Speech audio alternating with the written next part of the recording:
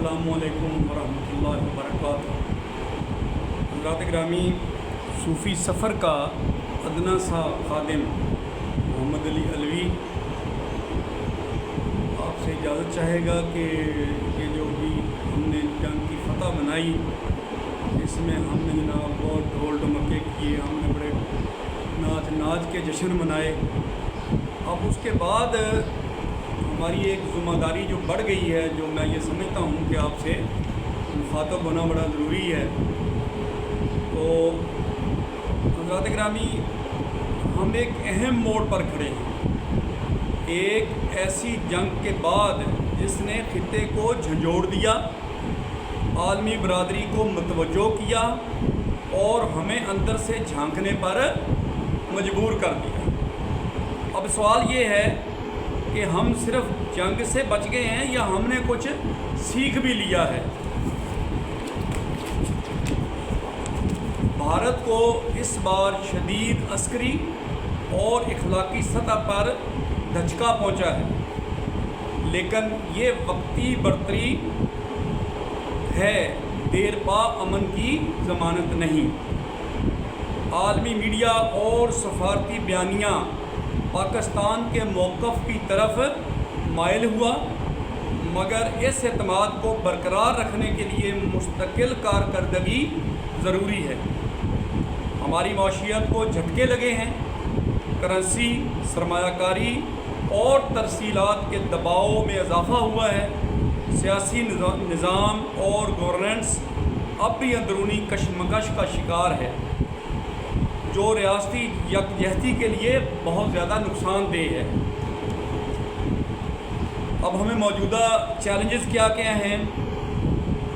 कौमी सलामती, माशियत, अफरात ज़र, तजारती खसारा, कर्ज़ों का बोझ, सफारतकारी, आलमी तौक़ुआत का दबाव, सियासी निज़ाम, दाखिली अदम इस्तेहकाम, अवामी बयानिया का फुक़दान, नौजवान और तालीमी बेरोज़गारी, ब्रेन ड्रेन और तालीम का ज़वाल। हज़रात गिरामी, अभी हमने इसकी रोशनी में रोड मैप बनाना है, स्ट्रेटेजिक रोड मैप कि आइंदा के लिए हमारा क्या लाहा अमल होना चाहिए। तो एक तो कौमी सलामती पे बिल्कुल ही हमने कॉम्प्रोमाइज़ नहीं करना और ख़ुद इन्हिसारी नेशनल सिक्योरिटी का दायरा सिर्फ फ़ौजी ताकत से आगे बढ़ाकर खुराक, पानी, तवानाई और सेहत तक भी फैलाना होगा। दाखिली इस्तेहकाम को तरजीह देनी होगी। सियासी कुव्वतों में एतमाद और अदारा जाती हम आहंगी लाज़िम मलज़ूम है कि बहुत अहम है कि हमारे जितने भी अदारे हैं उनमें एतमाद और हम आहंगी होनी चाहिए। माशियत की तमीर नौ, जंगी माशियत से पैदावारी माशियत की तरफ रजू करना, एक्सपोर्ट बेस की तोसी करना, ज़राअत में जद्दियत पैदा करना। जो हमारी ज़री निज़ाम है उसमें हमने, आपको पता ही है कि जद्दियत क्या है, मशीनों का इस्तेमाल, फिर उसमें मज़ीद तजर्बे कर के आप बीज को और रिफ़ाइन करते हुए पैदावार को बढ़ा सकते हैं। तो ये है जनाब ज़राअत के मामले में जद्दियत। और बाकी जितने भी ममालिक हैं उनसे सरमायाकारी करना और उनके साथ ताउन को फ़रोग़ देना, नौजवानों और टेक्नोलॉजी पर इन्हिसार करना। अभी हमने अपने नौजवानों पे इन्हिसार करना है ताकि नौजवान जो बाहर भाग रहे हैं ये रुक जाएं। हमारी जो अफरादी कुव्वत है, आपको पता ही है कि वो ज़्यादातर लोग बाहर जा रहे हैं, तो हमने इसको भी रोकना है। नौजवानों को स्किल बेस्ड तालीम दिलवाना, जिसमें स्किल शामिल हो, IT एक्सपर्ट की जानब ले जाना, सरकारी मुलाजमतों की बजाय ख़ुद रोज़गार के रुझान को फ़रोग़ देना। ये हमारे वो इक़दामात हैं जो इस जंग के बाद, अब हमने वो जंग तो जीत ली, लेकिन अब हमारे लिए ये चैलेंजेस आ रहे हैं। ये ना हो कि कल को इनमें हम हार जाएं और फिर दुनिया में तमाशा हमारा बन जाए। उसके बाद जनाब खारजा पॉलिसी में तवाज़न, امریکہ، چین، روس، ایران، افغانستان سب کے ساتھ متوازی تعلق، ایک جیسا تعلق، یہ اس وقت ہی ممکن ہے جب ہم اس مستحکم ہوں گے تو ہر ملک ہماری عزت کرے گا، تو ہماری جب عزت کرے گا تو ہم ان کے ساتھ متوازن تعلق پیدا کر سکیں گے. یہ نہیں کہ کوئی ہماری بےزتی کرنے کے لیے کھڑا ہو جائے. اس وقت ممکن ہے جب ہم کمزور ہو جائیں گے. تو یہ وہ شعبے ہیں جن کو ہم نے اب مضبوط کرنا ہے. اس کے بعد بھارت ہمارا قریبی ہمسایہ ہے، ان سے مشروط اور نتیجہ خیز مذاکرات کے دروازے ہمیں ہر وقت کھلے رکھنے چاہیے. بھارت سے مشروط اور نتیجہ خیز مذاکرات کے دروازے کھلے رکھنا، مگر غیرت نفس پر ہم نے کوئی سمجھوتا نہیں کرنا. فوری عملی اقدامات جو امیجیٹ ایکشن ہم نے لینے ہیں وہ ہے جناب، تعمیر نو کمیشن بنایا جائے جس میں عسکری، معاشی، تعلیمی اور تکنیکی ماہرین شامل ہوں. اسٹریٹجک نیشنل پلان 2030 تیار کیا جائے جس میں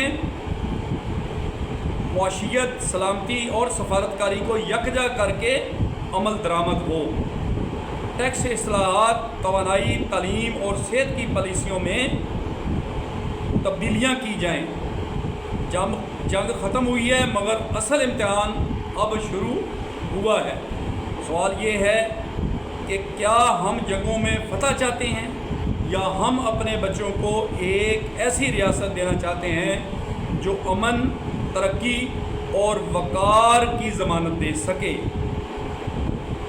اس لیے میں آپ سے یہ التجا کرتا ہوں کہ آپ ایسے قوانین بنائیں کہ فیکٹریاں بنیں، یہاں پہ لیبارٹریاں بنیں، یہاں پہ کلاس رومز بنیں، یہاں پہ علم حاصل کرنے کے ادارے بنیں، یہاں پہ ایسے انجینئرز پیدا کیے جائیں جو باہر نہ جائیں بلکہ یہاں پہ ہمارے ملک کی خدمت کر سکیں. یہ اسی صورت میں ممکن ہوگا جب ہم ان کو وہ اپرچونٹی دیں گے جو ان کو باہر جا کے ملتی ہے. یہ انگلینڈ جا رہے ہیں، کوئی دبئی جا رہا ہے، کوئی سعودیہ جا رہا ہے، ٹھیک ہے جی، کوئی چائنا جا رہا ہے، ویئر. اب وہ کب جاتے ہیں، کب بندہ اپنا وطن چھوڑتا ہے؟ جب وہ مجبور ہو جاتا ہے. اور مجبوری کون سی ہے؟ مجبوری تو روزگار کی ہے نا. اگر ان کو یہاں پہ اس سے زیادہ اچھا پیکج ملے تو کون اپنے گھر کو چھوڑتا ہے؟ اب گھر کا پتہ چلا نا، جب یہ وقت آیا ہے اس ہمارے اوپر، جب یہ وقت آیا ہے تو ہمیں پتہ چلا ہے کہ گھر کیا چیز ہوتی ہے، اس کی حفاظت ہم نے کس طریقے سے اپنی جانیں دے کے کرنی ہوتی ہے. ٹھیک ہے جی. تو اس لیے یہ اس قوم میں بڑا پوٹینشیل ہے، لیکن میری التجا ہے کہ اس پوٹینشیل کو یہاں پہ ہی یوز کیا جائے. اس کے ساتھ ہی میں اللہ تعالیٰ سے دعا کرتا ہوں کہ یا اللہ ہمیں سرخرو فرما اور ہمیں آئندہ کے لیے مضبوط بنا، اس کو اسلام کا واقعی وہ قلعہ بنا جس کی خوابیں ہم اور ہمارے اکابرین دیکھتے رہے ہیں. تو الحمدللہ اب یہ ثابت ایک دفعہ تو ہو گیا ہے، چاہے وہ یہ آپ سمجھیں کہ ایک معجزہ ہوا ہے، اللہ تعالیٰ کا ہمارے اوپر کرم ہوا ہے، لیکن دیٹ ہیز بین پرووڈ کہ اسلام کا قلعہ یہ بن گیا ہے. اٹامک پاور یہ آلریڈی ہے. تو انشاءاللہ تعالیٰ ہم اس پوزیشن میں ہے کہ ہم کانفیڈنٹ ہو جائیں اپنے اداروں پہ، اپنی حکومت پہ، کہ یہ ہمارے لیے اچھے اقدامات کریں جو ہم نے ہائی لائٹ کر کے ان کو دے دیے. ان کو پہلے پتہ ہے ویسے ایسی بات نہیں ہے، لیکن ہمارا بھی کام ہے کہ ہم اپنے لیول پہ بیٹھ کے، ہم صوفی سفر کے ایک مسافر ہیں، ایک خادم ہیں، تو ہم آپ کو یہ مہربانی کی درخواست کرتے ہیں، التجا کرتے ہیں کہ بھائی یہ جو کام ہے یہ ان پہ توجہ دیں تاکہ ہمارا ملک ترقی کرے اور ہم مستحکم ہوں. اس کے ساتھ ہی میں آپ سب سے اجازت چاہتا ہوں، میرے لیے دعا گو ہوئیے گا. Thank you very much. اللہ حافظ.